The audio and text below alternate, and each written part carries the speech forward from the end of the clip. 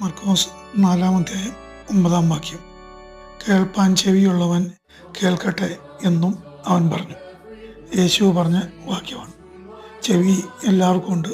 നമ്മളെല്ലാവരും ഒരുപാട് കാര്യങ്ങൾ കേൾക്കുന്നുണ്ട്. പലർക്കും ആത്മീയ കാര്യങ്ങൾ, ദൈവിക കാര്യങ്ങൾ കേൾക്കാൻ പലർക്കും താല്പര്യമില്ല.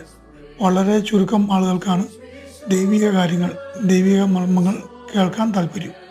അങ്ങനെ അതിഷ്ടപ്പെട്ട് കേൾക്കുന്നവർ ആ കേൾക്കുന്ന വചനം അവരുടെ ഹൃദയത്തിലേക്ക് ചെല്ലുന്നു.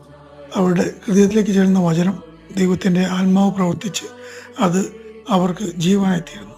ആ കേൾക്കുന്ന വചനം ദൈവത്തിൻ്റെ ആത്മാവിൻ്റെ ശക്തി വ്യാപരിച്ച് ആ വചനം അവരുടെ ഉള്ളത്തിൽ ക്രിയ ചെയ്ത് അവർ അത് ദൈവത്തെ അനുസരിച്ച് ആ വചനത്തിൻ്റെ ശക്തിയാൽ, ദൈവത്തിൻ്റെ ശക്തിയാൽ അവരെ രക്ഷയിലേക്ക് നടത്തും.